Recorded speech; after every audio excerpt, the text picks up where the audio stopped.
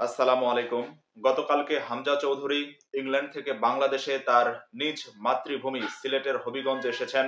তা নিয়ে বাংলাদেশের প্রথম সারির সংবাদ মাধ্যমগুলো, টিভি চ্যানেল, ফেসবুক, ইউটিউব সব জায়গায়, অনলাইন প্ল্যাটফর্ম সব জায়গায় একই ফোকাস, একদিকেই ফোকাস, হামজা চৌধুরী, হামজা চৌধুরী।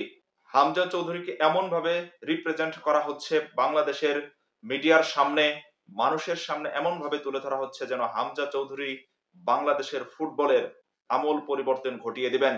বাংলাদেশের মানুষও হামজা চৌধুরীকে নিয়ে আশায় বুক বেঁধেছেন যে হামজা চৌধুরীর হাত ধরেই বাংলাদেশের ফুটবল ঘুরে দাঁড়াবে এবং 25 তারিখে যে ভারতের সাথে ম্যাচ, সেখানে বাংলাদেশ নিরঙ্কুশভাবে জয়লাভ করবে। আসলেই কি এক হামজা চৌধুরী বাংলাদেশের ফুটবলের আমূল পরিবর্তন ঘটাতে পারবেন? বাংলাদেশের ফুটবলকে ইতিবাচকভাবে তুলে ধরতে পারবেন? বাংলাদেশের হারিয়ে যাওয়া ফুটবল, বিশ্ব বৈশ্বিক ভাবে বাংলাদেশের ফুটবল একেবারে তলানিতে, এই তলানিতে থাকা একটি দেশকে, দেশের ফুটবলকে, ফুটবল ন্যাশনকে কি হামজা চৌধুরী জাগিয়ে তুলতে পারবেন? কমপক্ষে যেন এশিয়া কাপে খেলতে পারে এরকম একটি সিচুয়েশন তৈরি করতে পারবেন? সেই বিষয়টি নিয়ে আজকে আপনাদের সামনে আমি কিছু কথা বলবো। হামজা চৌধুরী বাংলাদেশের ফুটবলকে এগিয়ে নিয়ে যেতে পারবেন কিনা সেটা বোঝার জন্য আগে বুঝতে হবে একটি জাতির ফুটবল ন্যাশন হয়ে ওঠার ক্ষেত্রে যে জিনিসগুলো প্রয়োজন, সেই জিনিসগুলো সম্পর্কে আমি আপনাদের সামনে কিছু বক্তব্য তুলে ধরবো। সেগুলো একটু মনোযোগ দিয়ে শুনলে আপনারা বুঝতে পারবেন যে হামজা চৌধুরীর মাধ্যমে বাংলাদেশের ফুটবল আবার জেগে উঠবে কিনা, বাংলাদেশের ফুটবল সর্বোচ্চ লেভেলে পৌঁছাবে কিনা। ফুটবলের উন্নতির জন্য যে জিনিসটি সবচেয়ে বেশি প্রয়োজন সেটা হচ্ছে অর্থ বা টাকা। এই বাংলাদেশ ফুটবল ফেডারেশন বাফুফের যথেষ্ট টাকার অভাব রয়েছে এবং সদিচ্ছার অভাব রয়েছে ফুটবলকে এগিয়ে নিয়ে যাওয়ার ক্ষেত্রে। টাকার পরেই তাদের প্রয়োজন হয় সদিচ্ছা। তো হামজা চৌধুরী আসাতে বাংলাদেশের ফুটবলের যে ব্র্যান্ড ভ্যালু সেটা কিন্তু অনেক এগিয়ে গিয়েছে এবং এশিয়া মহাদেশের 19 নম্বরে চলে এসেছে বাংলাদেশের ব্র্যান্ড ভ্যালু। ভারতকেও পেছনে ফেলিয়েছে বাংলাদেশের ফুটবলের ব্র্যান্ড ভ্যালু। পাশাপাশি বাফুফের সাথে অনেকগুলো মাল্টি ন্যাশনাল কোম্পানি স্পন্সরশিপ হিসেবে ইতিমধ্যেই সাইনিং করেছে। অর্থাৎ টাকার যে প্রবলেমটা বাংলাদেশের ছিল, বাফুফের ছিল, বাংলাদেশ ফুটবল ফেডারেশনের ছিল, সেটা মোটামুটি ভাবে অনেকটাই কেটে গিয়েছে হামজা চৌধুরী আসার জন্য। তো বোঝাই যাচ্ছে যে হামজা চৌধুরী এসে বাংলাদেশের ফুটবল ফেডারেশনের যে টাকার অর্থনৈতিক সংকটটা ছিল সেটা অনেকাংশে দূর করে দিয়েছে, যা বাংলাদেশের ফুটবলকে এগিয়ে নিয়ে যাওয়ার ক্ষেত্রে অনেক গুরুত্বপূর্ণ ভূমিকা পালন করবে যদি বাফুফে সৎভাবে, সঠিক জায়গায়, সঠিক পরিকল্পনা মাফিক সে অর্থ ব্যয় করতে পারে। দ্বিতীয়ত, হামজা চৌধুরী আসাতে বাংলাদেশের ফুটবলের বৈশ্বিক একটি পরিচিতি পেয়েছে। হামজা চৌধুরীর দেখানো পথে ফাহমিদুল এসেছেন ইতালির থেকে। ইতালিতে সে ডি লিগের লিগ খেলে। ইতালির ডি স্তরের লিগ আর বাংলাদেশের প্রথম স্তরের লিগের মধ্যে অনেক তফাৎ রয়েছে। ফাহমিদুল এসেছে, 18 বছর বয়স, শোনা যাচ্ছে অনেক গতিময় একজন ফুটবলার।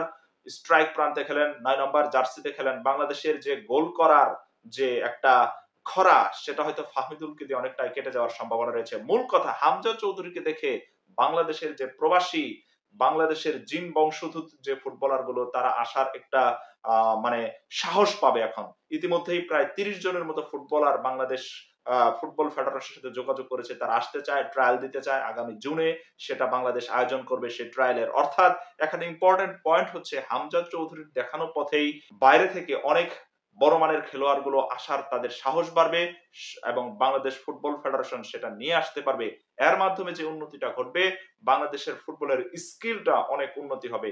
আপনারা অনেকেই মনে করতে পারেন এটা একটি সাময়িক সমাধান, মানে বাইরের ফুটবলার নিয়ে এসে জাতীয় দলে খেলানো। না, এটা সাময়িক সমাধান না। এই পথে প্রতিনিয়ত বাইরে থেকে ফুটবলার আসবে, অর্থাৎ এটা পাইপলাইন হিসেবে কাজ করবে এবং তাদের সাথে যখন বাংলাদেশের স্থানীয় ফুটবলাররা খেলবে, তাদেরও স্কিলের উন্নতি ঘটবে।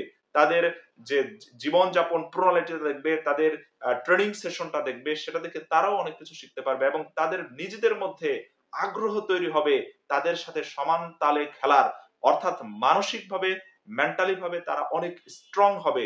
তাদের আরো বেশি উৎসাহ উদ্দীপনা জাগবে, যেটা বাংলাদেশ ফুটবলের জন্য একটা ইতিবাচক দিক হিসেবেই বলে আমি মনে করি। দিন শেষে বাংলাদেশ ফুটবলের এগোনোর ক্ষেত্রে এটাও একটু গুরুত্বপূর্ণ ভূমিকা পালন করবে। আরো একটি গুরুত্বপূর্ণ বিষয় হচ্ছে বাংলাদেশ ফুটবল যদিও ফুটবল একটি বৈশ্বিক আসর, কিন্তু বাংলাদেশের পারফরমেন্সের কারণেই বাংলাদেশের মানুষের এই ফুটবলের প্রতি চাহিদা, বাংলাদেশের বিশেষ করে বাংলাদেশের দেশের খেলার ফুটবলের প্রতি অনেকেই খোঁজ খবর রাখে না, স্টেডিয়ামে গিয়ে খেলা দেখে না, এবং বাংলাদেশের যারা খেলোয়াড় হতে চায় তারা ক্রিকেটার হতে চায়, কারণ ক্রিকেট থেকে অনেক টাকা আসে, ক্রিকেট থেকে অনেক পরিচিতি পাওয়া যায়, সেই কারণে সবাই ক্রিকেটার হতে চায়। একজন ১০-১২ বছরের বাচ্চাকে জিজ্ঞেস করলে তো তুমি কি ধরনের খেলোয়াড় হতে চায়, সে কিন্তু ডিরেক্ট বলে দেয় আমি ক্রিকেটার হতে চাই। বাংলাদেশের জেলা পর্যায়ে, বিভাগ পর্যায়ে বিভিন্ন আম জায়গায় গিয়ে দেখা যায় শত শত বাচ্চারা ক্রিকেট খেলা নিয়ে ব্যস্ত, ক্রিকেট খেলা শিখতেছে, কিন্তু তত পরিমাণ অভিভাবক কিংবা বাচ্চারা ফুটবলের প্রতি আগ্রহী না। কারণ বাংলাদেশের ফুটবলের খেললে টাকা নাই, ফুটবল খেললে মান সম্মান পাওয়া যায় না, পরিচিতি পাওয়া যায় না খুব বেশি একটা। কিন্তু হামজা চৌধুরীকে দেখে তারা অনেকটাই অনুপ্রাণিত হবে। গতকাল যেভাবে হামজা চৌধুরীকে সিলেটবাসী, হবিগঞ্জবাসী, স্নানঘাটবাসী বরণ করে নিয়েছে, তাকে যে পরিমাণ সম্মান দেওয়া হয়েছে, এটা দেখে অনুপ্রাণিত হবে। বাংলাদেশের ফুটবল যখন ভালো খেলবে, বড় বড় আসরে খেলবে, তখন বাংলাদেশের প্রান্তিক পর্যায়ের যে ক্ষুদে ফুটবলাররা আছে তারা উৎসাহিত হবে এবং তাদের খেলার প্রতি একটা উৎসাহ তৈরি হবে। অর্থাৎ বাংলাদেশের ফুটবলের পাইপলাইনটা এটা দেখে ধীরে ধীরে শক্তিশালী হবে। সবকিছু মিলেই বলা যায় হামজা চৌধুরীর আগমন বাংলাদেশের ফুটবলের একটি অবশ্যই ইতিবাচক ভাবে পরিবর্তন ঘটবে। বাংলাদেশের ফুটবল এগিয়ে যাবে।